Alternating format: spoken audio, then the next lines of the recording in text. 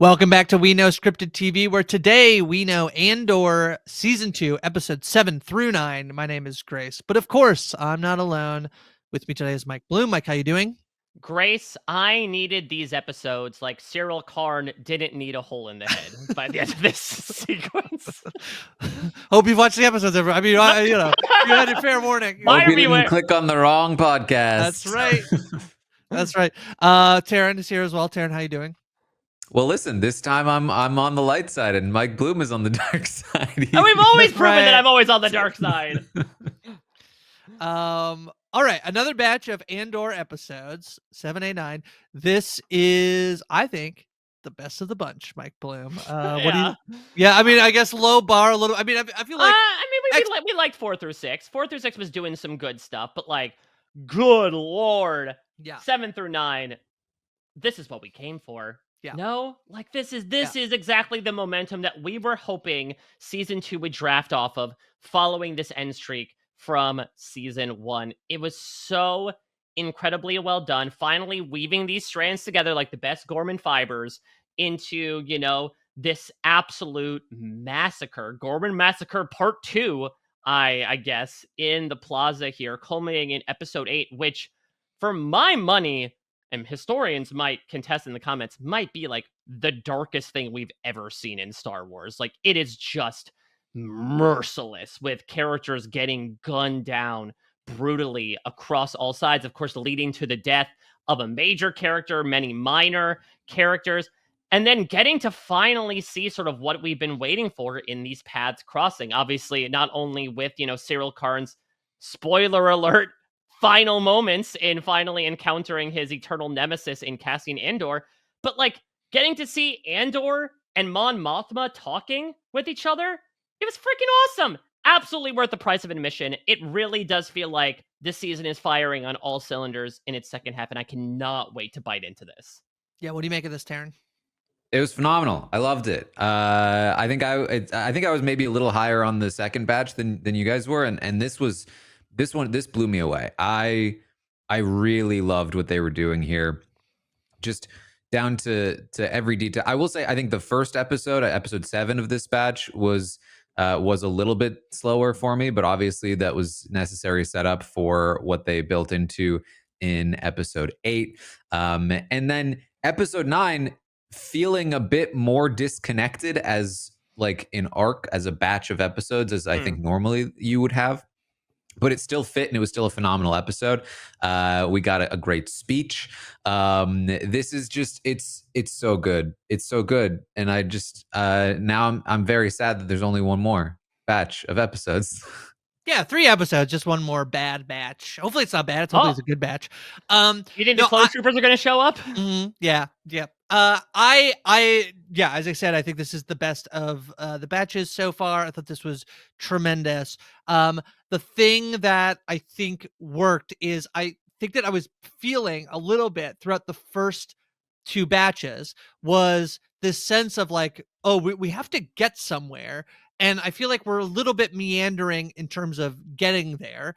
And then they deliver us, I think especially 8 and 9. Those 2 could have basically been arcs unto themselves, in a manner of speaking. Like, I was almost surprised as 8 was unfolding that this was the middle episode of these 3, because it felt like sort of the quintessential end of an arc. But I think that yes. I had multiple moments toward the end of that episode where I was like, did I accidentally skip an episode? Because I think I just watched the 3rd episode of an arc. But that's what's so fun about it is the expectations versus reality. The fact that Andor Season 1, again, was roughly structured in sort of these 3 episode arcs, to the point that this season is being released in 3 episode batches. You could assume beginning, middle, and end. But it reminds me almost of like looking back to the first season of Game of Thrones, how they would save they made a huge major death happen, not in the finale, when you might expect as a TV viewer, but in the penultimate episode, to completely pull the rug out from under you when you thought that it was just coming an episode later. And I also think, I agree with you, in the beginning of episode 9, I'm like, this feels very odd to end the batch on this note. Is this sort of going to be like more of a transitionary piece into what happens next? But I think especially with the way it ends, it sets up really nicely what's going to happen in these last 3 episodes. Is not only having characters kind of live in some of their grief, and for some of them just kind of moving on to what happens next, but I think especially setting up what our characters and where our characters are going to be in the year that's now leading up to Rogue One, as I think we really are accelerating at warp speed into the end game. Yeah, I think that this batch also did this thing that I felt was maybe not as present, which is like we have to, and I think it's like, yeah, we're like a couple year, we're like, as of last episode, we are another year. There's an extra year until the rebellion, and I'm really glad that, and not in the way that it's like, oh, I expected this to happen, so I'm glad it happened, but I was sort of feeling this thematic thing of like, they're all about to be in the situation where there's no turning back. They're about to give up everything, that they're about to sacrifice a lot in order to have to fight this rebellion. And I thought just like the thematics of that in these episodes, not just in 8 but then again in episode 9, I feel like 8 is like sort of worst fears imagined of like, okay, now is the point at which like, it's everyone can see that it's so bad that we need to actually take action. And 9 is the like, are you actually going to step into it? Are you actually going to, is everything you've done up to this point, are you actually going to follow through with it in a way that I thought was really interesting for Mon Mothma and Cassian, and to an extent Bix. And so I just thought I do think that, I thought that I was like, wow, we're really getting so much in 8, but I actually think I like 9 a little more because it's so character driven. It's these people that we are, and I really feel like I feel the connective tissue with all of the episodes we've gotten so far, Taran, into these last batch, and I think you can sort of start to see, oh yeah, this is where we'll begin in Rogue One. Yeah, and it's just going back to the first batch of episodes, my biggest complaint is that it just felt so scattered. And I think at the time I was saying, like, I think that if they had maybe just like made these episodes into more focused plot lines, one episode for each plot line instead of jumping back and forth, it might have been better. And I think the reason I thought of that is because I think they are so good when they focus in. And that's what this batch was. It was just honing in on a single driven sort of plot. Obviously, episode 8 is very, very much just one big incident. But even episode 9 is, a similar kind of thing where, we're all kind of hovering around one big mission, one big sort of speech. And I think that like they just build tension really, really well. And they have like built this world that is just working. Like you really do feel the passing of time. When Mon Mothma asks Luthen, like, do you remember my friend Tay? Like we do finally get like the actual confrontation about that. And it's like, yeah, that was 2 years ago now. Yeah. And it's just really working. I think it's just really working. I mean, I would dare say, and what makes me even more excited for these last 3 episodes is that it feels like episode 8 could have been a penultimate episode, and episode 9 could have been a finale. Like, I feel like Mon Mothma's speech, I think we could compare a lot to Marva's speech that she gives posthumously on Rick's Road in the finale of season 1. And watching what happens with Andor and Bix, I think could also be a nice setup. So the fact that we're going to get 3 more episodes after this makes it exciting. And I think for the first time for me, makes me eager to see the time jump. To be like, okay, now what has the effect been on these characters? Because I feel like up to this point, we hadn't necessarily felt sort of like the gravity of loss and what has happened over the course of those 3 episodes. I mean, this is from all sides. We did not check in with Dedra Meero whatsoever in episode 9. And so I am very intrigued to see what she looks like in a post-Syril Karn world. Yeah, I think it's interesting that you could basically say, like, yeah, this could have been it, and I would have been satisfied. And also, there is a fair bit left to do. And I actually am interested at the end to talk about whether or not certain assumptions that I'm making about things that'll happen, if we think that's actually true, or if there's opportunity to do more at some point, not necessarily with Andor, but at some point. So we were going previously sort of story by story, and I think because these episodes are mostly self-contained or at least intertwined much more than we've gotten in the past. We'll sort of go through this chronologically. I do think episode 7, I think it still does sort of bear the weight of having to set up a year later. It probably does it, for my money, the best of the 2 setup-y episodes that we've got so far. But I definitely think this is the weakest of the 3 episodes, but the bar is extremely high. Cassian and Bix are going to be living in this jungle hideout. On Yavin, And the on titular Yavin, side that's of right. the Battle of That's right.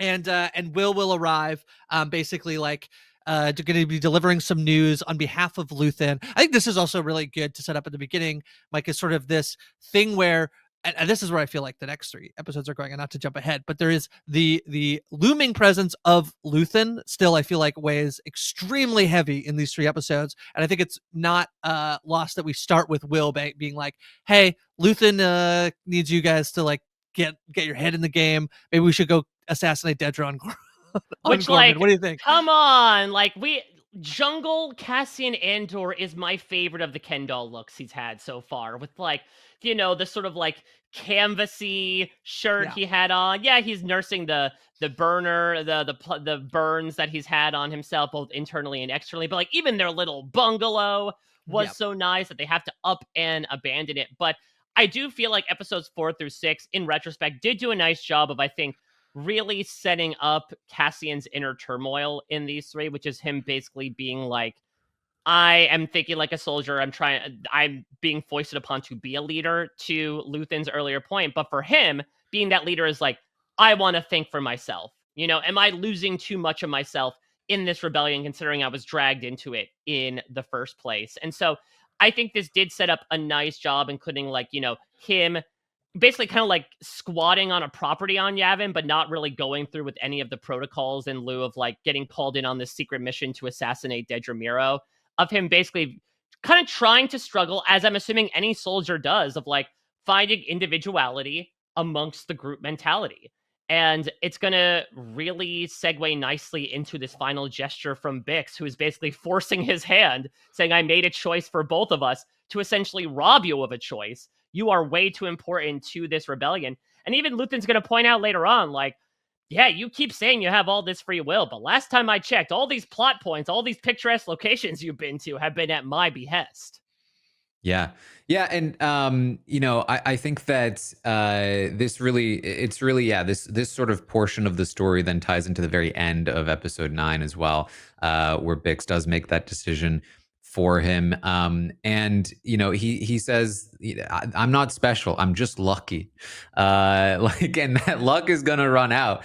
And, you know, it's like, I had an interesting sort of reaction to that line, because I think in many ways it's kind of true, right? Like in if we're trying to approach this in a very realistic way, which clearly Andor is, you know, the presence of one man, you know, somebody like Andor, who's much more of an agent than, you know, than they've talked about him having like leadership, but I haven't really seen a lot of leadership in the show so far. I've mostly just seen him be this agent. He's a very good agent. But yeah, like realistically, in the same way that when he wasn't able to accomplish what Luthen wanted him to on Gorm in the previous arc, he just sent Vel instead. Like, why can't it just be some other person? And Bix sort of being like, well, no, it can't. It has to be you. Is in a way a very romantic gesture of like belief in him as as like a useful person. Yeah, if you love something, set it free, right? But also again sort of speaks to the like religiosity of the cause of the rebellion, and how for somebody like Bix, she is choosing this higher purpose over her own individuality and needs and wants and relationships. It has to be worth something. That's something that is consistently said throughout, is that now that they have sacrificed so much, they have to win. It has to be worth it. And so, you know, for Cassian to continue with this, he has to lose the only thing he has left, which is Bix, in order to get him into that same space. And so that's sort of what we're setting up, is that like he's constantly trying to find these like these new points at which he can find some contentment, and that's this beginning portion of episode 7 on Yavin, where he's like, we could make something work, and then it's just ripped away from him from various sources, whether it's the Empire or Luthen, or in this case now Bix. And so we are finally getting the Cassian that has nothing to lose in the final arc. What do we make of they go to see a Force healer, and this Force healer tells Cassian that basically she sees something bigger in him, like there's something bigger about him. To some degree, I push up against it only slightly. I really like the idea of a Force healer. Like, I like this idea, but the piece of it that I struggle with slightly is there is a little bit of like chosen one, energy to it, of like it has to be Cassian. And what I really like what I think is mostly works the most for me out of all this stuff is this idea of like, and I really like the idea of, if you're looking at this thing I picked up on with when Mon Mothma dances at the wedding.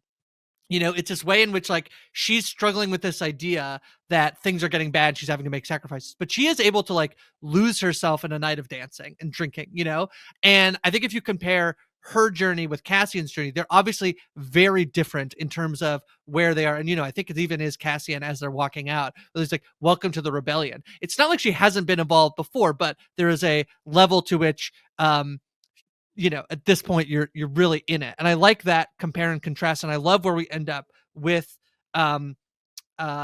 sort of Cassian and Bix by the end of this, where Bix decides, like, the whole thing of like, we have to choose this now so that we can choose for ourselves later. I really loved that sentiment.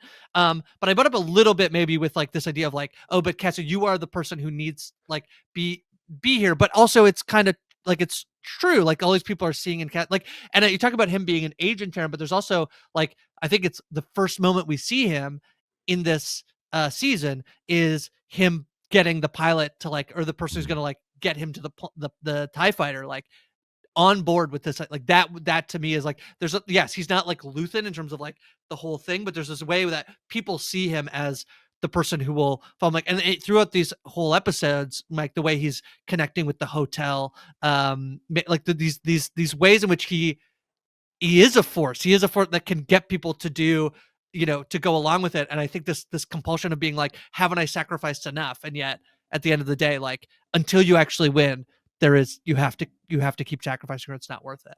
Yeah, so when it comes to the Force healer, I absolutely understand where you're coming from, and I think it at least partially is due to the fact that, like, again, as Taran mentioned, Andor has been so separate from a lot of the Star Wars content that we've experienced prior, due to the fact that it is incredibly grounded, and for my money, from my recollection, really has nothing to do with any Force-sensitive people. There are really Right. no Jedi who are involved. It is more about these rank and file, meat and potatoes, bread and butter types, which makes it also inspiring as well, especially in this day and age, of like these regular people who were not, chosen by blood relations or by nabbing a kyber crystal in a cave. They're the ones that are coming together and doing a lot of the heavy lifting on behalf of a rebellion. And so also when it comes to things like the sequel trilogy, how many times did we have those plot points be in our head of like, nope, Rey is actually special because she's a Palpatine, and this person's special because of this, and they're related to this. There's only a handful of important characters in the galaxy, apparently, and they all keep boning each other and producing these kids that are then all fighting each other. So I can absolutely understand why, honestly, it feels like a little bit of PTSD to be like, oh my God, we're dealing with another chosen one, fated storyline. I mean, even if it is quite literally like this Force healer projects herself to the climax of Rogue One and like sees Cassian Andor there, right, and is like, you have to be there for this. I'm okay with that because again, we have not gotten this at all in the series. And B, I do think it speaks to, as you mentioned, just this like insurmountable weight that Cassian is under. And he thinks at one point that he has this ability, he's Atlas holding the world on his shoulders. And he thinks for a second, like, okay, great. Here's an opportunity to hand the world off, and then I'm just going to take off. And it's like, no. The second that, Luthen ends up meeting with you on Ferrix, you have bound yourself in blood to this cause. And I think what this has done a really great job of doing is, as Taran mentioned as well last week, like the rebellion sometimes being kind of two sides of the same coin as the empire in terms of, again, squashing individuality in favor of a group mentality. Vel says this. Vel is like echoing this in the conversation with, but isn't a little discipline doesn't seem too much to ask, is what she Right, tells. exactly, when she talks about like getting the cadets into fighting condition. So it's like it's I think it's all worth it to explore this idea that like Cassian feels, as much as he is trying to push his way out of something, he's essentially up against an invisible wall that is keeping him contained. Can I say one and I thing, think, Taran? The one thing I yeah. really like about the Force, I think it's more important for Bix's storyline, actually, is her seeing that like Cassian is so important. It will ultimately put Bix on the trajectory that she ends up being on. Sorry, Taran. Just wanted to. Yeah. No, yeah, and I think that like, I think that the other thing that it comes down to is the manifesto in season 1 from Karis Nemec or whatever. When that very sort of like epic voiceover that was, I think, toward the end of season 1, where it's reading the manifesto and he's talking about how like every act, no matter how small, just inches you toward that goal. And every single bit of resistance is important, and I think that's something that Cassian is being forced to learn and be forced into. And rather than this sort of being this prophecy that Cassian is some kind of chosen one, I think the the importance of Cassian isn't that he is some sort of savior figure. It's that he is, in many ways, just one of the tiny pieces that like holds the dam together, and without just like this one tiny piece in the cog, like the entire thing falls apart because it needed that one little extra bit. And Cassian is struggling to like rectify that in his mind, because when you're coming at it from a rational point of view, it's like, how could I possibly be the one thing it needs? How could it all rest on my shoulders? And the reality is, it doesn't rest on just his shoulders, but he is the one thing at this moment keeping them above water. And if his head isn't there, then the whole thing is underwater. And it's really hard to like understand that. It's hard to like really put yourself in a position where you really think that every little act of resistance does matter. And I think that that this is like showing just how real that statement was from season 1. Yeah, I like that a lot. I think that yeah, there's almost this thing of like, rather than it being he's the only person who can do it, it's like, but everybody has to do it, and he is a piece of that. And if it goes away, like the integrity of it, it's not that it will collapse, but it's certainly not as strong as if Cassian is there. And again, I think that this conversation is so important for Bix to ultimately, for her to actually be the one to hear from this Force healer of like, Cassian's pretty like, he needs to like be in it. I think is ultimately what's going to get her to leave, and have Cassian have no choice but to continue to fight. Let's talk about like the other side of everything that's happening on Gorman, which is you get a little bit of conflict here where Mon Mothma is in charge of what's happening on Gorman, but they're also going to send in Kaido, who there is a little bit of like, you should say Dedra. Yeah, sorry, who did I said? I said Mon Mothma. I meant Dedra. Kaido is going to come in and be sort of the tactical military lead, that essentially if anything militarily happens in this situation, Kaido gets to make the call, all while Dedra's also trying to deal with Syril and everything that's happening, where he's sort of realized he's cluing in a little bit more. He is still on Gorman, and so he's like constantly I think like the idea is that he's been seeing these people he basically betrayed for a whole year as well. What did you make of the other side of this, Mike? I mean, Denise Goff was so good in episode 7 and episode 8 because, again, you could look at her as like, well, she is the ISB. She is someone that grew up in an ISB facility. She is the most lawful, evil person in this show. But you could see how even she struggles under the power of the Empire. I mean, even in that moment where she is talking with Partagaz and she's getting a little flustered, and Partagaz says, Edra, calmly, like, that's almost like a very weighted statement that kind of also implies something that isn't really talked about, which is like Dedra's gender. You know, like when you look around that room in ISB, whenever we did those sort of all hands, there were not a lot of women in that room. It's a very male dominated industry in a manner of speaking. And so Dedra, I think, is sort of feeling increasingly powerless in a situation that, much like Cassian, she kind of got handed and was told that she had to work with, right? We saw this in episode 1 where like she gets brought over to this planet, Krennic gives her the plan, and she's like talking with Partagaz, and she's like, I don't want to do this. And he's like, well, he brought the job to you, so you're going to kind of have to. And so now we see the reason why she doesn't want to do it is because she is going to have to witness a lot of the atrocities that occur with a lot of innocent people firsthand. And I think she would be the type that could probably excuse a lot of stuff that she's probably actively or inactively participated in prior by being like, well, those were bad people. You know, they were in defiance of the Empire, and so we had to take care of them. This was obviously not the case, and Dedra knows this, that she plants this seed in Krennic of like, yeah, you've got to kind of plant the propaganda of outside agitators as an excuse to get all these people out of the way. But I think once she gets to experience the horrors of what that actually means and how it comes at the cost of like the one person in the world that she cares about, it is horrifying. And she has an incredibly proper reaction to that in episode 8. Yeah, we just talked about this in the last podcast about like, well, are they setting up Syril for this like redemption arc? I don't think we were expecting like a full on redemption for Syril in a show like Andor. You know, this is not the movies. But it was an interesting sort of way to set this up that like, you know, Syril is this, you know, this lawful evil kind of character who is, you know, very much trying to do what he believes to be right in the context of the Empire. And really what that set up was for his sort of misgivings about what's happening, to cause him to confront Dedra and then die in the massacre. And of course, she doesn't know how this happens. In her mind, this is because she betrayed him and he stormed off. And now all of that kind of buildup is placed on her shoulders. Like, what does she do with all of that? How did Syril influence her, and how in her actions moving forward? And I'm really curious to see what they do with it, because you know they've built up this character for so long, and obviously in the way that we might have expected it for Syril, and now you know it might have transferred to Dedra.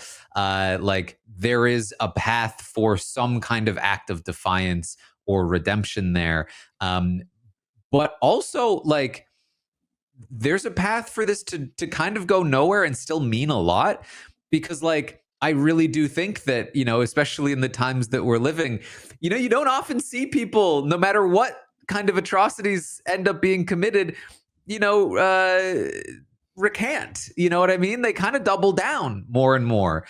And so I would not put it past the show for a character like Dedra to have had such a visceral reaction, only to then double down and be the worst of all of them. Right. To feel like the only way to justify what happened is to lean into this even more. Yeah, much And like what was talked about here, right? Of like the only way out is through. You've got to like exactly, it it has was to it be worth something. We have to win. otherwise Syril would have died for nothing. Mm-hmm. So yeah, I'm super curious to see what they do with this. Yeah, so we're gonna get in episode 8 the Gorman sort of massacre, where the basically Imperial forces start to fortify the plaza and essentially start to lead. There's an all workers strike, I believe, that's happening. You know, that day that starts to happen as well, and essentially Cassian and Will are there to try and assassinate Dedra, and then the sort of the rebellion happens and gets put down.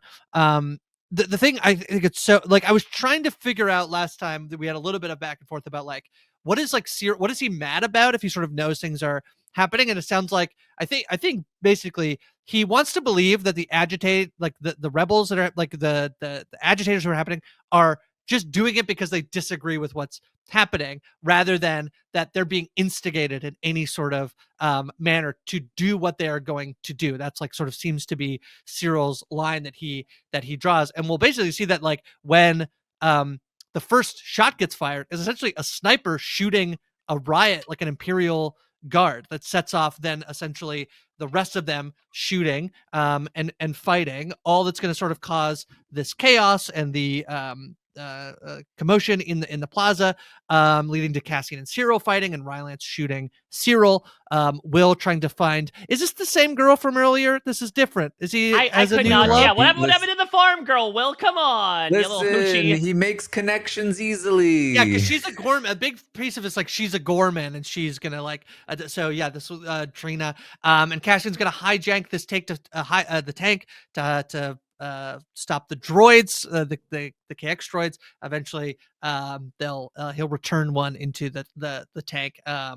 Yeah, this I do want to just say this is a director, Giannis Metz Peterson. He's done a fair bit, but not a lot of like mainstream American television. He did one episode in the second season of True Detective. I just want to give him a ton of credit for directing like these batches of episodes. It's extremely good. I think he's done a lot of documentary work, and I think that's interesting to just like think about as to like how they tagged him to do this. But I just think this whole thing is just such a complete. I mean, this is a little mini movie, Mike. This whole episode. I mean, it was incredibly captivating with honestly how realistic it is. Like, if you showed someone footage of this, outside of some of the aesthetics that are used and the fact that they're laser bullets, like, yeah, this and droids, would this not be like a protest gone wrong in Western countries nowadays? That's what made it feel like so horrifying, is the fact that all of the Empire's planning ends up working, right? They purposely, and Andor's trying to say this. He once again is like, no, you don't understand. Like, and even Rylance is like coming through. He's like, no, they want us to go there. They want us. They're essentially trying to, invoke like an insurrection act of like, hey, you attacked first, and so we have every right to defend ourselves. What are you doing? And they're like, nope, we're too mad. And just the cry of, we are the Gore, the galaxy is watching. Absolutely brilliant, because they do not realize how true that is. That Gorman up to this point has essentially been a proxy battle. For the Empire, it was getting this resource. For the Rebellion, it was this idea to kind of recruit and see if this is something that they could spread across the galaxy. And to see all these years-long efforts to, we even get this in episode 7, right? All of these news reports of like another terrorist attack going on in Gorman. Like, again, it's something that we haven't really focused on in Star Wars, but is wholly prescient nowadays. The use of media to be able to paint someone as the perennial villain. And so when there's even an ounce of something that might resemble provocation, then the powers that be that happen to be heavily armed are justified to absolutely raise hell and just take everything down to the ground. And so, when it ends up becoming a bit of a source of friendly fire, and like one guy dies so that everyone else can essentially carry on and just slaughter all of these Gormans, it is absolutely awful. And obviously we'll talk about, I think, with no offense to these poor Gorman individuals, the most gravity felt death, which is Syril Karst, which is completely separate from all of this. But yeah, it's something that really put a pit in my stomach, because it was like a firm reminder that this type of stuff works and the Empire succeeds in their goal at the end of the day. Yeah, I mean, the chant worked so well to build tension. Just there was a beat to it. Yeah. And it also was just like deeply disturbing to me as a human on this earth right now, that like there's this notion that they're saying the universe is watching, and like that isn't really true. Like, that isn't really effective. We see the results of the universe watching, right? Without a couple of people who speak out, the result of the universe watching is they deserved it. Yeah. And that is like the reality of it. There are people who think, if I document this, if I show this to the world, they'll see what's happening here. And you can see footage of something like that and go, Yeah, they probably deserved it though. Like even that last bit of "at least my story will be told" means almost nothing in the context of a hegemonic structure that decides to negate everything that you're trying to say. And it was kind of depressing. And in the context of the show, it does kind of matter, right? Because that voice does get out.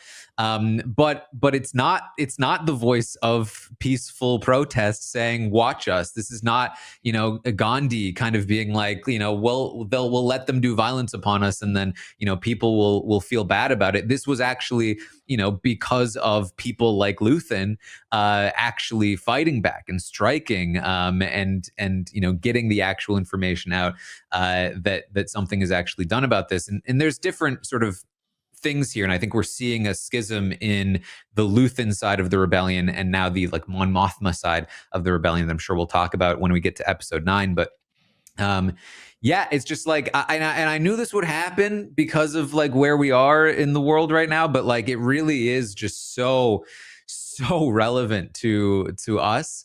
And it was such a disturbing episode of television. I was completely glued to it the entire time. Yeah, I mean, compare the last two messages of this episode, right? Which is, the Mayday call coming from the Gorman front saying, if you believe in truth, if you had any faith left in truth, please mark this message and pass it forward. The Empire made this fire. They made this fire and led us to the slaughter. But the final thing we hear of this episode is a news report being broadcast galaxy-wide. In the days to come, as the Imperial martyrs of Gorman are mourned, we're sure to learn a great deal more about what happened here today and the price we'll pay for our own safety. And so maybe to our earlier play, maybe this is why we needed episode 9, is because if we ended the week with like the Empire Strikes Back ending to the max in terms of a downer, like wow, the Empire really got what they wanted and then some, it would have really left people in a tizzy for a week. Yeah, I think this thing you're hitting upon, Taran, which like is so powerful. This idea of like, when they start to peaceful protest and hope, okay, that should be enough, and it's not, and it takes until something happens, and the way in which like it is quite terrible, but this way in which like, and I think this all ties in so well. Like I'm just like now, like I feel like you're connecting dots for me, which is this stuff at the beginning of like Andor and his responsibility to continue to be a part of it, because there are people who will hear or see what happens on Gorman, and you can put them in a bunch of different buckets. There's like you can put a bunch of people in the bucket of like they believe what happened from the like they believe the Empire's point of view, that like these people deserved it. Then you have this other who are like, even if I think that's probably not true, at least I'm not personally impacted by what's happening, so it doesn't really matter. And that's to me a sentiment that I feel like is supremely prevalent right now in terms of like as things are happening. It's like, and there's these two buckets here, which is that feeling of like, yeah, it's not affecting me, and sort of being willing to like push it aside. And there's also this like, yeah, even if it is true, what the hell am I supposed to do about it? Mm-hmm. Which is essentially, I think, like such a theme of the show, which is like there is something you can do about it. It doesn't mean you personally, you yourself can go and do, on your own, create a revolution, but you have to choose to be a part of the thing to move, to like help move that cause forward. I just think like, yeah, that this episode is so, it is so powerful. It is incredibly prescient, which is like a very unfortunate thing. I was speaking with an actor the other day. It was about a Black Mirror episode, and it was like it's the sequel episode, and I was like, wow, it's kind of wild how like I was reading all the interviews you did the last of this episode. You're like, wow, it's so timely. It's like, unfortunately, it's very timely again. He's like, oh god, I need to think about that, and it is kind of, yeah, not great that all of this stuff feels even more. It feels relevant again now that this new season is coming out. But it certainly does. It is interesting that last episode we end on Edie. What did you make of that, Mike? That we end on like she's crying as she's watching the news report, and that's how we end that episode. If I'm not mistaken. I think that's how it ends, and I think it's so incredibly intriguing because I think we could get into the untimely end of one Syril Karn and how he ends up dying as sort of an accumulation of a lot of things that were both in his own actions and not, but I think it encompasses a lot of things. I think it encompasses the idea of the Empire's propaganda working, that it was like, look what these Gorman rebels did. And I'm sure we haven't checked in with the character in episode 9, but I'm sure she assumes that one of the rebel scum killed her son, which is not untrue, technically speaking, but still at the same time has a lot more complications attached. It could be the fact that, again, as much as we lost sort of these Gormans that we just got to know in the pursuit of the freedoms they were trying to go after, like, this is one of the first times we have lost like a truly major character, with no offense to Cinta. And so, like, actually checking in with their loved one, getting their reaction to this, like, you could probably tell on her face that she automatically assumes the worst happened to her son. It's like, oh shit, yeah, there is profound loss being felt. These are not just nameless, faceless goons that are going to show up. Like, people are actually dying. And so, and it's also, it's a fun choice. I say fun in a weird way, in the Grace Leeder way, in that, like, Yes, I that's think right. that it intrigues me because Edie, up to this point, has been regarded as probably the comedic relief of the show, right? Mhm. Is like the doting, all too prying mother. And like, now she's going to be this grieving woman that has to bury her own son as well as her husband back in the day. Like, it shows how shit gets really serious when people's lives are on the line. Yeah.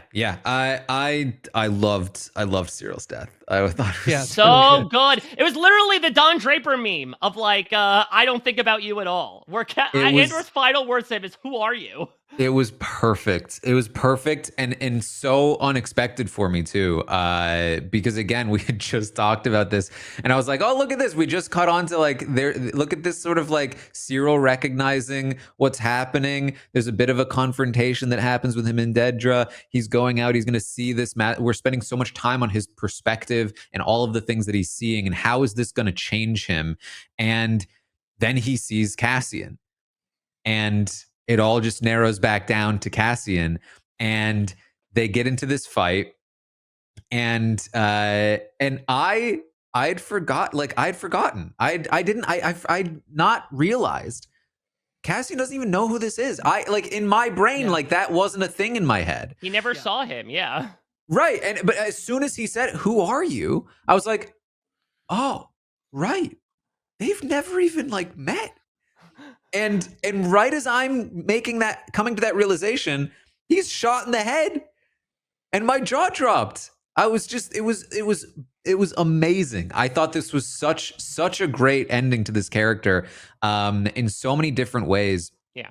That speaks to like his entire journey through the series, and the way that it will likely impact Dedra, and the way that the Cassian does not know who he was, and likely will never know, just like how desperate this man was to find him. Yeah, I thought it was incredible. Yeah, I Well, mean, the idea yeah, that, like, this guy has been on a revenge plot yeah, for 4 years, yeah, that yeah, he ends up, like, losing his job initially yeah. in That's right. pursuit of Andor, that has led him in all these different directions, and then it's also, like, what's also really fun is that he's kind of addicted to Andor, and that, like, I imagine that Syril Karn, like, he hasn't Aren't really we thought. all? Aren't we all, Mike? I mean, he definitely, aren't we all, exactly? Like, Diego Luna can get it. But I think that, he definitely has thought about Cassian Andor, but I just imagine when he sees him, something activated him. I mean, we see a brand new version of Syril Karn in this episode, even beforehand with that conversation with Dedra, that is like very scary, very aggressive. He is choking out the person he loves Yeah. most in the world because he felt like he was tricked. Again, this is a guy that we could see that being by the books and trying to operate within a set of rules can like be lethal sometimes, and that it just makes him see incredibly red. And so when he sees Andor, he just goes completely feral. This buttoned up, slicked back hair guy is completely unkempt. It's a brand new version of this character. I think goes to show how much he has debased himself and has ruined his entire life in pursuit of this guy that does not even know who he is.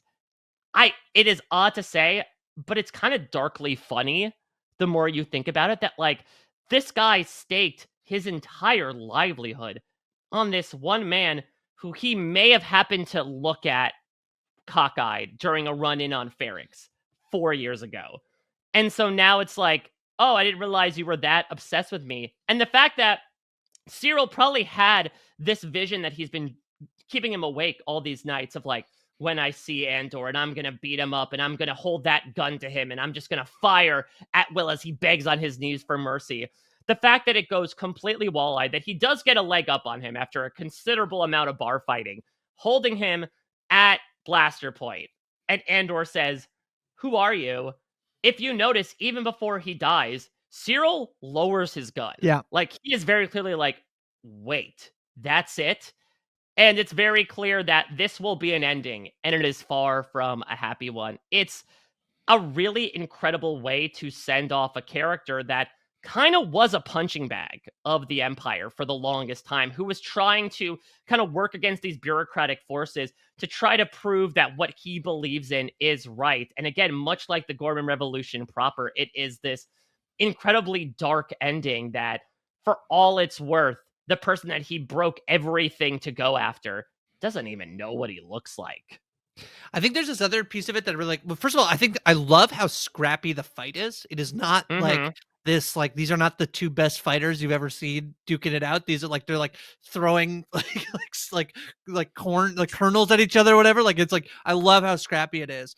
But I think that this piece of like, like I mean, there's some bit of like when he's like when he confronts Dedra and it's like that's not great, but also she's like leading this like she's working for the Empire. They're about to do this like insurgency attack, like a provoke a rebellion.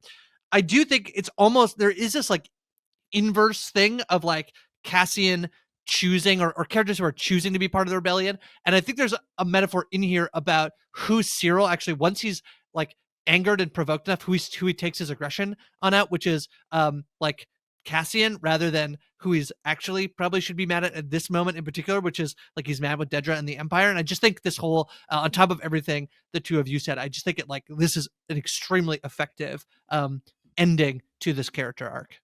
Yeah. Syril has always been the inverse of Cassian. Right. Syril has always craved order and rules and like Right. a set of codes and morality.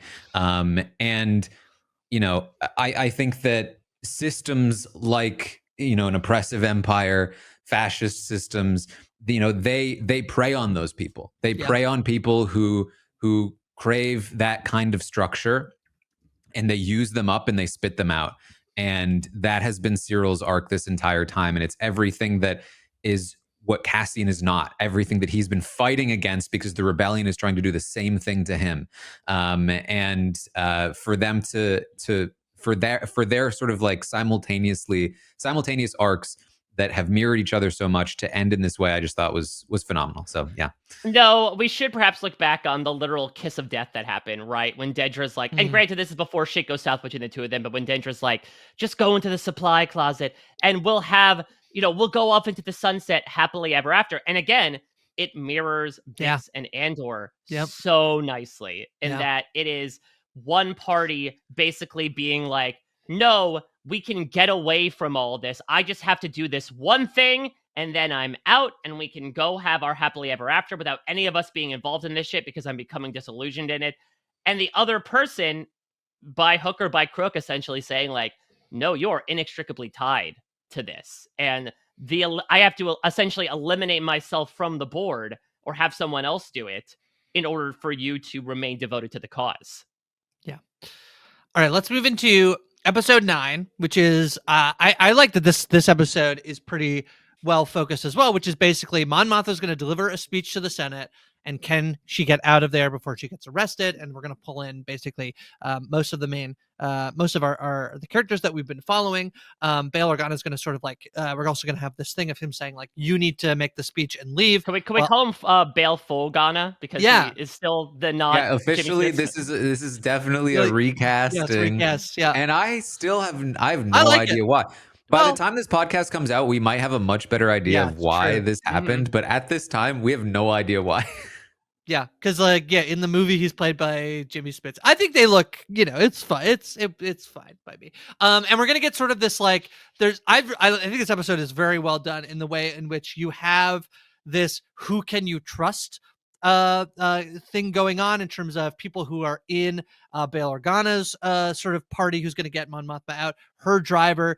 There is this back and forth about like, when Mon Mothma and Cassian are going to meet, whether or not like trusting Luthen is a thing you can do. All of this is I thought like really well done. Buoyed in the middle, I think, by Mon Mothma's actual speech, and then the ending scene that we've talked about where Bix is going to leave Cassian, and that's not even the actual last scene. We also get the activation of K2SO. So, Mike, what'd you make of episode 9? So I enjoyed it. I think, unfortunately, what fell a little flat for me is, and I loved, Mon Mothma now sort of having her Andor arc of like questioning getting in bed with Luthen, that she is realizing like, I guess the tough thing about, all right, let's talk about Erskine Samaj here. So this guy, this, coiffed man, he's a Gorman, but he's also, a Chantrellin.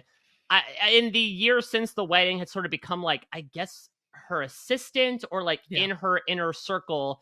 And then she finds out in this episode that he's essentially an agent of Luthen, that he is someone who has been like helping protect her on Luthen's behalf, which incenses her and has her kind of just telling off Luthen. And this is where, to your point, where we finally make the reference of like, hey, remember when you kind of took care of Tay a couple of years ago? I really miss that guy.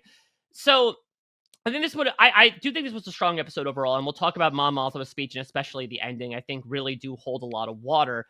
I feel like a lot of this for me though does hinge on like how much are we made to care about the fact that Erskine Samaj was like someone that betrayed her, even though he was just kind of looking out for her best interest the entire time and didn't disclose that he was working for Luthen. I mean, he does help at the end of the day. He does help Andor take down the double agents that are existing within Bail Organa's entourage as well. But it's tough. I think that, again, as I say, the politics stuff and Andor is the stuff I'm probably the most in and out about because there are so many faces and names that we don't concentrate a lot on. But once we were able to kind of boil things down to just the general aspect of Mon Mothma and Cassian Andor talking with each other, it was absolutely worth the price of admission.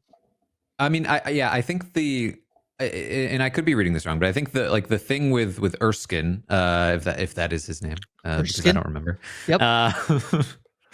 Is less so that he's been like, oh well, he's actually just working for Luthen, but has been protecting me, and more so, I think, comes down to that same the question she asks about Tay, which is not like, what are you doing? I disagree with your methods, and more so like, this guy's been in place to protect me, but if things go wrong, also maybe to kill me, which is what we see, I think, Luthen imply to Cassian as well. Like, if she gets arrested, everything fails. It's all over. Which to me was the implication being, you have to take her out. And I think that's the implication she also got when she found out that her closest, aide was secretly working for Luthen, which was that like, oh, I've been in danger this whole time from you. That if something had gone wrong and you had decided that I, like Tay, needed to be taken off the board, you were capable of it because you had a plant by my side the whole time. I think that's where a lot of that anger comes from. And when he says like he's been protecting you in ways that you haven't even known, can't even imagine, I think it's like the protection that he's talking about is, yes, like physical protection, but also protecting her from the kinds of decisions that he's having to make when he talks about like, going to the sunless place and becoming this monster. He is trying to protect her from having to be him, because she needs to be the actual leader of this rebellion. She needs to be the actual face of this rebellion. And he is damning himself and keeping her clean of as much of that as possible. And I think that came from her aide. And I think that's what he's trying to tell her in that moment without actually telling her. Yeah, I agree with you, and I think it works too. I think the piece of like having, I think there's a few things here. One is I do think a lot of this is a lot of that, Taran, that I think is makes a lot of sense. The piece about like needing her to be sort of cleaner in terms of like being the person who can go out and make the speech she makes. Like she is not quite as maybe like corrupted by everything that they've had to do in a way that someone she's in the dark, ironically enough. Right. The other thing I think it does is it sets up in this episode this like, who can she trust in her, and I think it's this thing of her entire world has now changed. She's going to go to Yavin, and now everything is different from the life she had before to the life she has now. It's why I actually really, as much as I think like it's I liked it, this actually makes for me the wedding arc better, because we get to see everything, even though it's not perfect. It is a very like luxurious, like lavish world that she's now lost that. She's not going to Yeah. have it for the time being. And then the second thing is, I think it probably sets up most of what we have to figure out in the last 3 batches, which is Mon Mothma is in around, Luthen is not, seemingly, and so what happens there. That was actually the thing I was thinking about, that I don't know that we need to go into this week, but there's this idea of like, could Star Wars in any way be like, does Luthen have to die next in the next batch, or is there a way in which like there's more to mine from something in the Star Wars universe? I think I'm very interested in what happens next, and this seems so much set up, Mike, for the next batch as well. As much as I thought it worked for me personally in the like, we have to get you out, who can we trust, sort of thing that happened this episode. Yeah, because I think that, and it's also interesting as well, right? Because we sort of have 2 characters with plot armor in Mon Mothma and Andor, trying to escape this under siege facility. But it is still fun to watch like some of these all of these ISB agents essentially try to operate and get stymied at everything. Even just the small moment where that one guy's trying to get into the control room to shut down the C-SPAN broadcast, and you have those 2 people being like, "Yep, sorry, you picked the wrong day. We actually locked the door because it was fixed." And then they exchange a look, basically being like, "Yeah, we're agents of Luthen as well." Again, that's what makes this show so strong, is that it shows when everyone kind of has their small to large ways of rebelling, that culminates into this large mass. It is additive. It shouldn't necessarily be on the shoulders of like 1 to 2 to 3 people to have the fate of the galaxy in their hands. But Mon Mothma, despite the fact that we just lose a major character and the Gormans lose so much, she is really the character who most represents this idea of, in order for everyone else to win, you have to lose. Yeah. Considering that, to your point, let's look at, as much as she was trying to dance away her frustrations, her worries at the end of episode 3, it was in the lap of luxury where she was surrounded by these friendly faces and not so friendly faces, but she held this position of high esteem. She has now lost all of that. Her life is in danger. She feels like she can't even trust, the person that she has been working alongside in the shadowy underbelly of Coruscant for the longest time. She's had to put her trust in all these random people, even the people closest to her. To your point, Taran, she thought that there was a chance that had things gone south earlier, she might have died at their hands. It's a lot to sort with for someone who has been kept largely away from this stuff. It's a line in episode 3 that gets brought up again on the previously on, which is when Luthen's talking about how there are ways to get rid of Tay. Mon Mothma says, like, "I can't possibly imagine what you're talking about." And he goes, "Good for you." And now she is kind of realizing that, as you mentioned before with Gorman, bloodless rebellion is impossible here. And for all parties involved, you got to get a little bit dirty. And in the process of her making this massive public gesture, she has put herself in with the rebellion for good. And it makes me so excited for what's to come, because for someone who has been so kind of siloed away from everything that's been happening with the rank and file boots on the ground with the rebellion, now she gets to mix it up a little bit on Yavin, and that makes things incredibly exciting.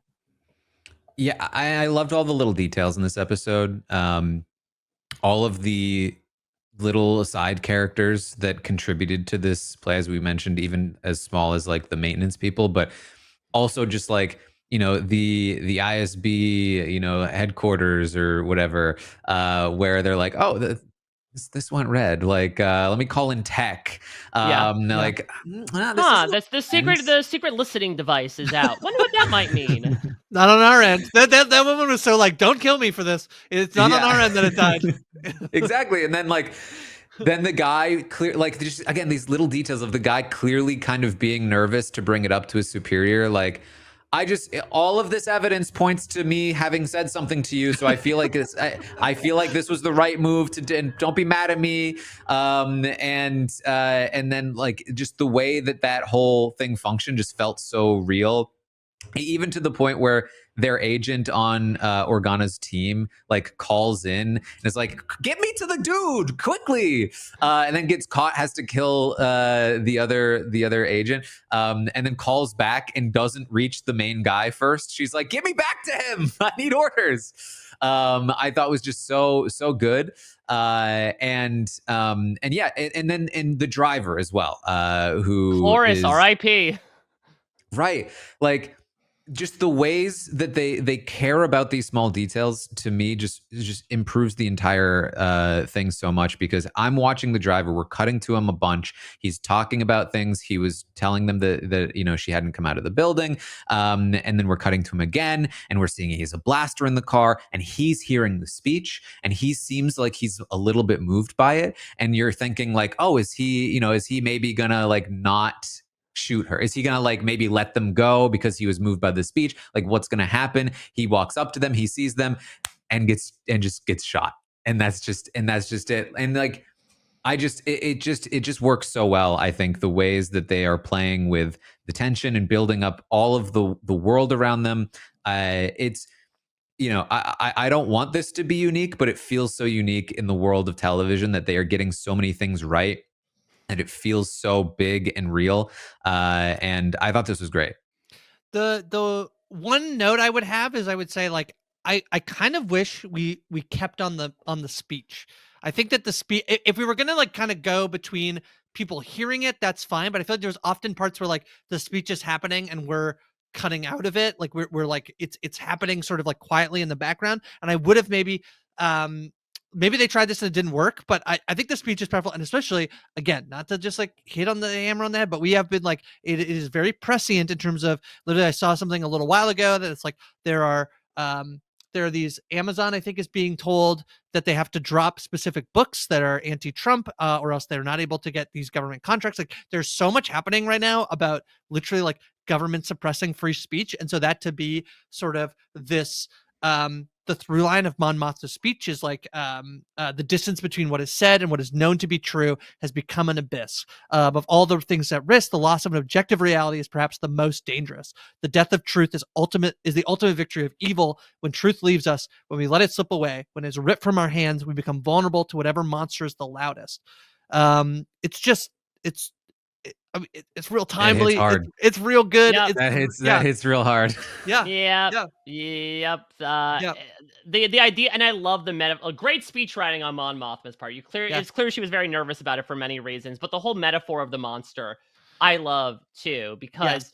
like this idea that and Star Wars is a universe that is full of all of these sort of beastly creatures, right? And so it's this idea of regarding the Emperor as like almost inhuman, of like, oh, Right. he's not just a person. He is the monster. He is this presence that we are, sort of feeding and is feeding off of us, as well as, the people that are becoming susceptible to his whims, to his messages, to whatever he wants. I just think was so incredibly powerful. Like you said, had a lot of modern day reverberations. I actually do like them breaking it up a little bit, not only to Okay. just break up like the shot composition a little bit of just like, I don't know if we could just hang on Mon Mothma for a significant period of time, but also to like check in with other people to see what their reactions are, right? Like Taran, you mentioned that moment with Chloris, that it's like, okay, well, maybe this guy, he fell for his mark a little bit. He's been undercover for the past 4 years, and maybe he's actually starting to pick up a bit of what Mon Mothma is saying. That,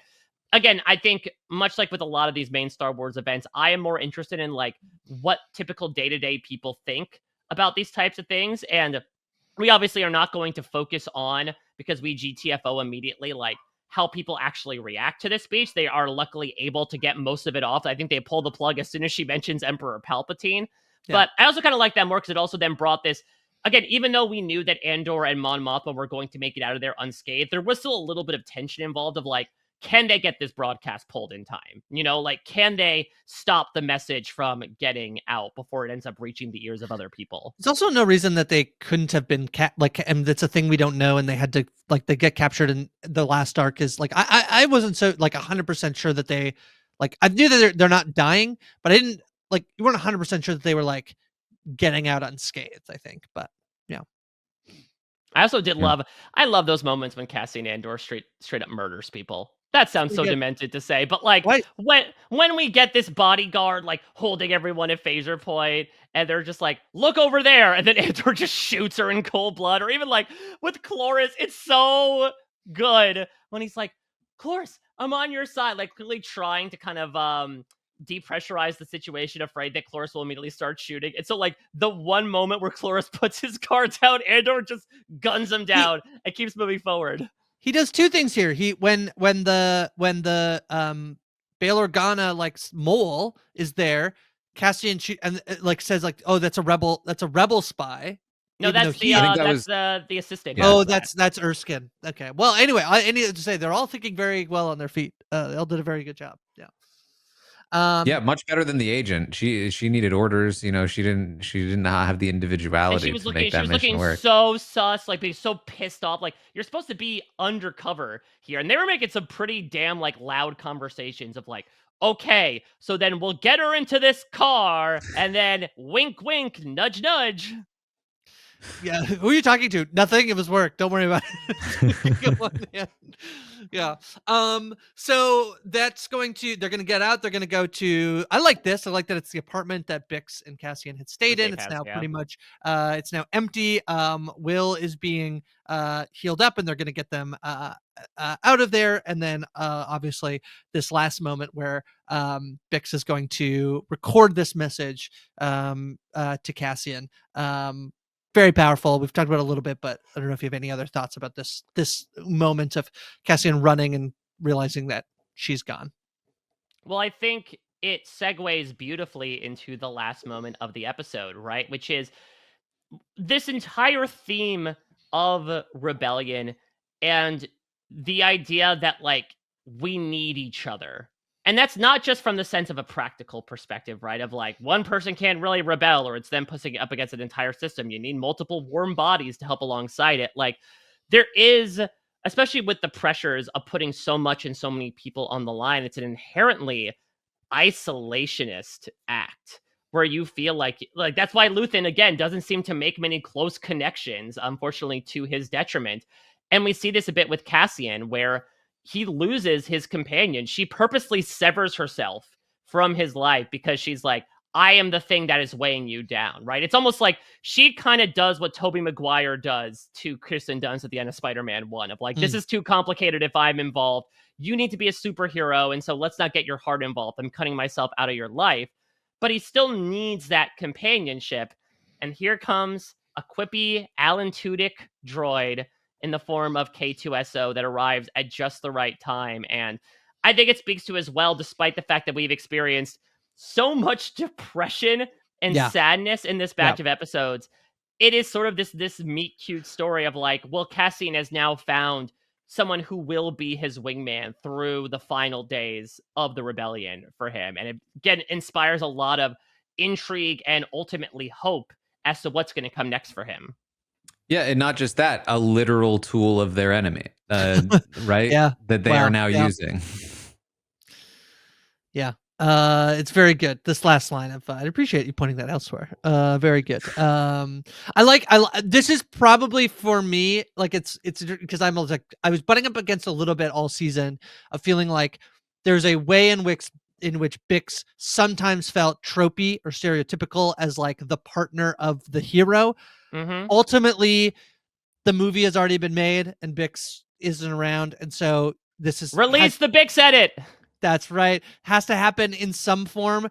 I think that while there's still this like this is better than her dying, I think from 3 episodes to go, who knows, but this to me felt incredibly empowering on Bix's. I think it's Bix's decision. Like Cassian is kind of the one. It's actually almost the reverse of most stereotypical tropes of like the girl being like, come on, let's go, let's leave. Like you don't go to war, let's go, let's live wherever. And so this like inverse of it, I think is actually quite strong in this monologue that she gives in the form of, I do like that it's in the form of like the video. I think it's a quite strong ending paired with the K2SO. We get another reveal earlier this episode. The one man who I think has the most, his real name is a better Star Wars name, which is his Rue Scott Melshi, whose real name is Duncan Powell, and that feels more Star Warsy than anything. But we're getting a little bit of the sprinkling of like all the Rogue One people are coming, Mike. Yeah. Right. And I really like this Bix ending as well, because I was very nervous about what they were doing with the character. Of course, everything that was involved in episode 3, as well as her falling into drug abuse in episodes 4 through 6. I thought we were going down a really bad path. It seems like when she was on Yavin, all that stuff has kind of been like cleaned out of her system. And to your point, I don't want her to necessarily just be regarded as like Cassian's ex/current girlfriend. So she's making a move that is, yes, well associated for Cassian, independent for herself, which I think, again, doesn't necessarily make up for maybe some of the more unscrupulous thing they did for this character, but it certainly does. If it ends the character, does it on a note that feels less associative and also less throwing a bunch of shit onto the character and having her, be absolutely miserable until her dying day. Yeah, I mean, I think at the end of the day, she does seem to mostly just sort of be there to represent something for Cassian. So yes, I think it was good to give her the agency, not only to have been the person to like bring him into the fold in the first place, but then the person to give him that final push. I do still feel like it's probably the weakest part of sort of like this whole arc for me. Even though I do think it works, it just walks the line of being kind of tropey at times, with the running and the message and all of that, but not nearly enough for me to have an actual problem with it. I like the last line. I like basically when it's done and it's over and we've won, we can do all the things we ever wanted. Everything we knew, everything we know we've missed. I'll find you. As long as you don't blow up getting the plans for the Death Star. There's that, but it's giving him hope. And there's this line earlier, one of my favorite. This is the way in which Star Wars is allowed to at times be cheesy, even in the most like un-Star Warsy Star Wars properties, which is when Cassian says to the hotel clerk, like, "Oh, I hope it works out for you." And he's like, "Rebellions are built on hope." And I was like, that's so good. That's so good. I love it. So, and I also love that as well, that again, we were talking about how this Gorman thing was sort of like the nested rebellion within the rebellion of like, okay, will it work in this test environment? And so for the bellhop to not only remember Andor and clock that he's like now under another guise, but like also giving him outs of his own way to rebel of like, yeah, by the way, they're going to be checking the guest list tomorrow. And, for him to go out in his own blaze of glory by him like blowing up the hotel lobby to really kickstart the entire thing was, to your point, Taran, it's these small little details, these small characters that get introduced. And sometimes they don't necessarily work for me when they're trying to regard them as important, but sometimes even just moments like this really do. Yeah. All right, I think that's this arc. 3 episodes to go. It's hard to believe that there is kind of like 3 more to go, but there is. So we'll see. We'll do any like sort of. I'm cautious not to do like what do we hope happens, because we'll just be let down. But Mike, is there anything you're like looking for in this last batch of episodes? Dare I say, I've already mired myself in fairly dark territory with these episodes. Can we do like a quickie death draft? You want to do a death draft? I think we should. I think we are staring ahead at what we probably know is going to be the ending. And we've talked about a good amount of characters that need to be wiped off the board. Certainly a couple have already. I think it makes sense that we try to stake our claim in that way and see who will be, joining Cinta and Syril in the great unknown. All right, let's do a little. We'll do 2 picks each, and we'll do a little bit of a snake draft. Yeah, let's do it. All right, Taran, I randomized it very quickly. Taran, you're up first. You wanna take you get first pick and last pick. Oh boy, I know. Yeah. Well, I feel like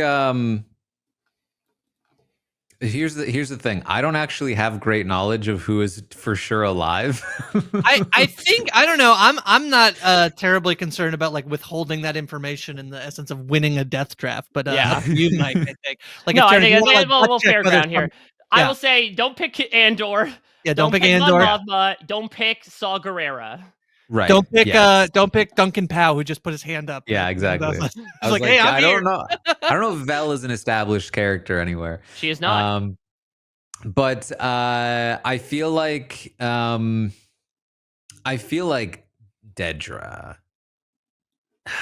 But with Syril dying, I actually putting the dead in Dedra. I know. It was there the whole time. I mean, in many ways, like a bunch of people will probably die. We can all tie this, yeah. But fight how about what about the agent in my favorite character, my Oh, favorite redhead, Lonnie. who's the double agent in the ISB? How about that guy? I feel like Lonnie. he's probably gonna die. I like Lonnie. I hope he doesn't die, but he probably will die. Yeah. I mean, he's got to be ferreted out eventually. Though he's also been undercover for like 5 years at this point. That's What's true. another one? All right, But yeah, Mike. like Yeah. what is the conclusion to his story if not death? Yeah. Yeah. I Mike. am Yeah. between a couple. Let's just go for the lowest common denominator here. So low, he's living in the shadows. I will take Luthen. Yeah. See, I this is my hot take. I feel like there's a chance Luthen actually lives. Well, so this is what I was trying to like going with. I do think that there's a world where is there a world where they can explain how Luthen is not around in Rogue One. It does feel I feel like in many ways it feels like he has to die, and also I'm like maybe there is a world where they I mean, he could go like off the grid, fake his death, and just like put another wig on and go undercover somewhere in the Outer Rim. Yeah. I just feel like he's made it clear to us as the audience that he has no intention of living. Like, you know, I burn my life to make a sunrise that I know I'll never see.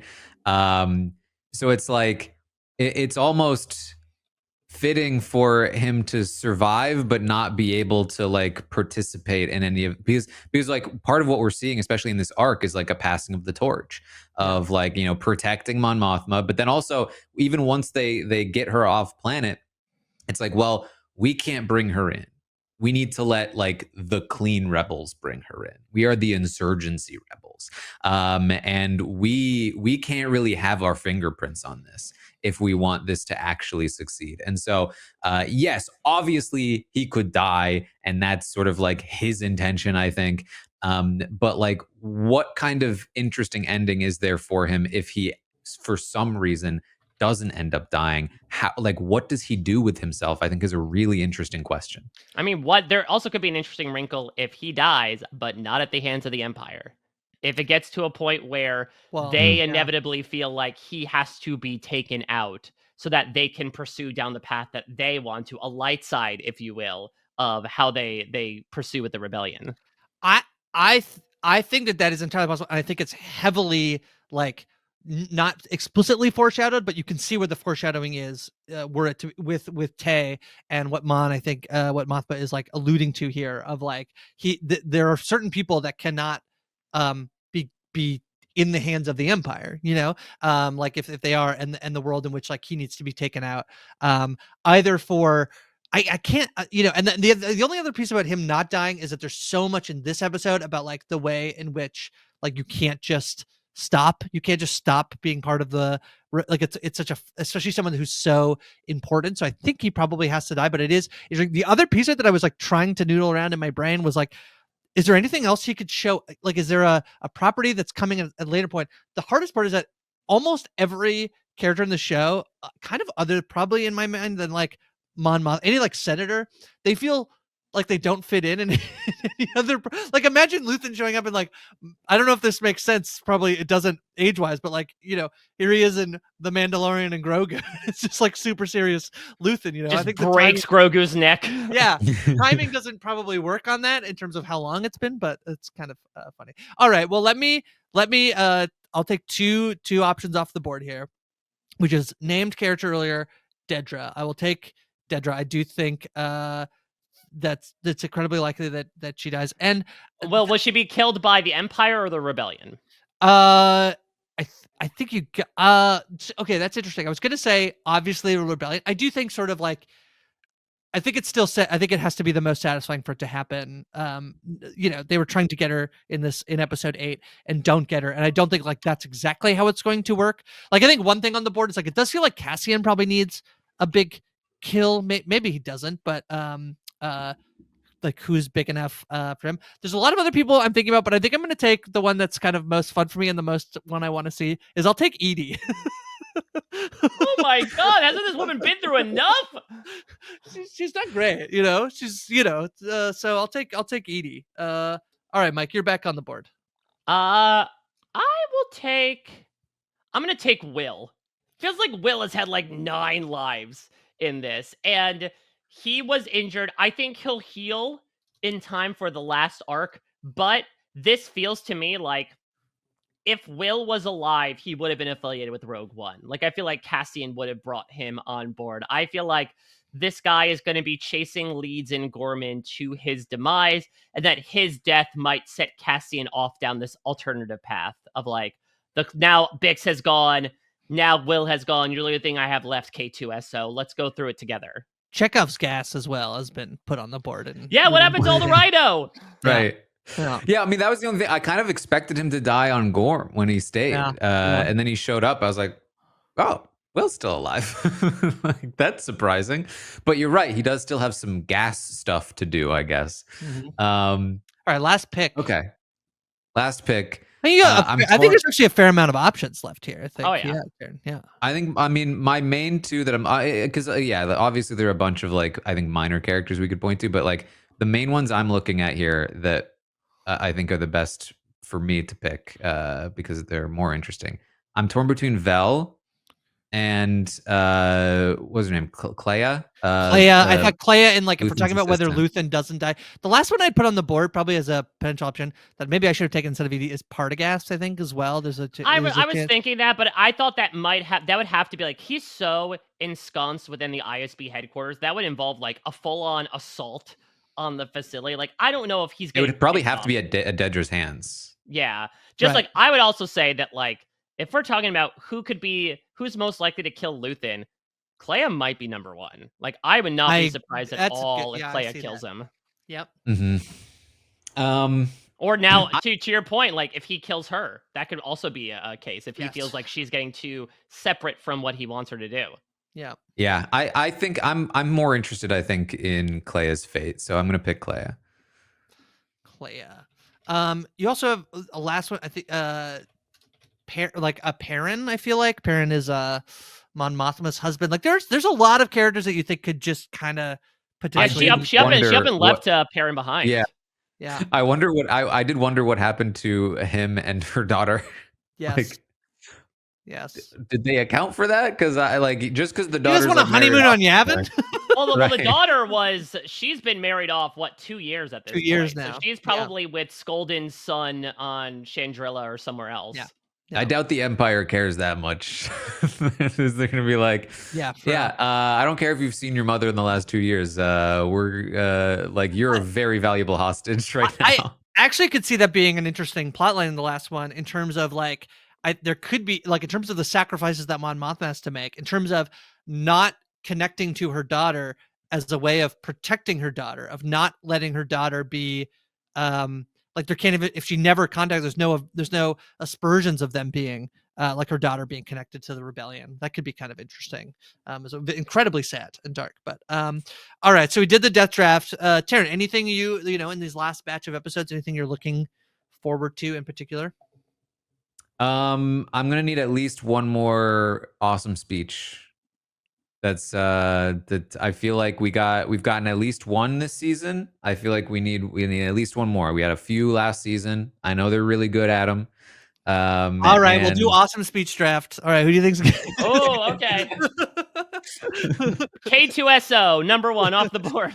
Oh, I'm so excited for K2. He was my favorite character in Rogue One. I love him so much, and I'm really excited that we're gonna get to see him in a whole arc of him is gonna be great. So I think maybe Edie, whether she gets killed off or she's just like lost her, verve. Maybe the comic relief is now being replaced by K2SO, help lift Cassian's spirits a little bit in the year since he's lost Bix.